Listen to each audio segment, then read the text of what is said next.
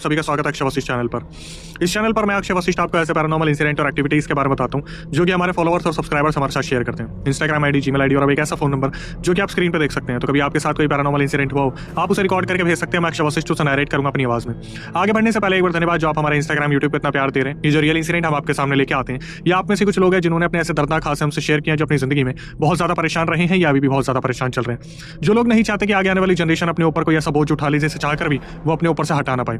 आज का real incident उन लोगों के लिए बहुत ज्यादा इंपॉर्टेंट हो सकता है, उन लोगों के लिए बहुत ज्यादा जरूरी हो सकता है जो हेड ऑफ द फैमिली है। मान लीजिए आपका घर परिवार है और उसमें आप सबसे स्ट्रॉन्ग इंसान है या आपके कनेक्शन सबसे ज्यादा है, तो हो सकता है कि अगले शिकार आप ही हो काली क्रिया के, या काला जादू अगली बार आपके ऊपर ही हो। आज पूरे रियल इंसिडेंट में आपके सामने मैं कुछ ऐसी सच्चाई रखने वाला हूं जिससे खुद मैं वाकिफ हुआ तो मैं बहुत ज्यादा हैरान हो गया था। मैंने कभी इस बारे में सोचा नहीं था कि कभी ये इंसिडेंट मैं कैमरे के सामने आके इस तरीके से बताऊंगा, लेकिन मेरी आंखों देखी बहुत सारी चीजें और एक रियल इंसिडेंट जो हमें सब्सक्राइबर ने भेजा, मैं दोनों ही आपके सामने बताने वाला हूं। मैं एक परिवार को जानता हूं जो बहुत अच्छे से अपनी लाइफ जी रहा था। मतलब बुजुर्गों पर इतना यकीन रखना आज के टाइम पे ठीक नहीं होता। और मैं तो आपको बात बता रहा हूँ आज से शायद 15-20 साल पहले की, जहां पर मैंने एक परिवार को अपने बुजुर्गों पर बहुत यकीन रखते देखा।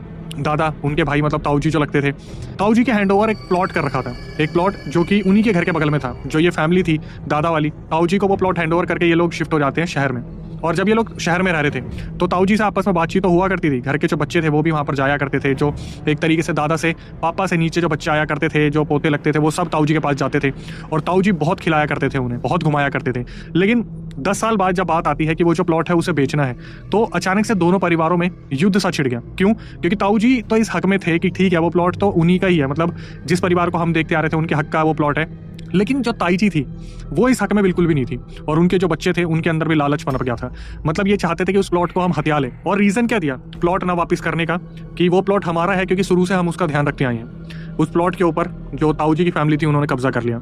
फिर भी जो शहर वाली फैमिली थी उनको लगा कि ठीक है हम बातचीत करेंगे तो सारी चीज़ें ठीक हो जाएंगी, क्योंकि सगे भाइयों की प्रॉपर्टी है। और जो दादाजी थे, जो यहाँ के दादाजी, मतलब अगर मेरी उम्र के बच्चे हैं तो वो तो दादाजी बुलाएंगे और उन्हें ताऊ जी बुलाएंगे।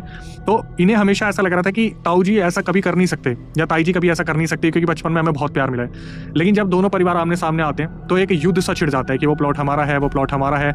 और फिर होता क्या है कि जो शहर में इंसान रह रहा था, जो सबसे पावरफुल इंसान था, उसने अपने कनेक्शंस लगाए, उसने जान पहचान निकाली, पुलिस वालों में जान पहचान निकाली, लॉयर्स को इकट्ठा किया और अपने हक की लड़ाई लड़ी। अपनी हक की लड़ाई लड़ने के बाद वो प्लॉट उस कब्जे से निकाला और फिर उस प्लॉट को बेचने की बात की। अब जब मैं बात कर रहा हूं कि प्लॉट को कब्जे से निकाला, दैट मींस कि उस गांव के जो लोग थे वो ताऊ जी और ताई जी के सपोर्ट में खड़े थे। मतलब ये मान के चलो पूरा गांव एक हो गया था, क्योंकि वो वहां के पुराने रहने वाले थे और ये लोग जो थे ये शहर की तरफ शिफ्ट हो गए थे।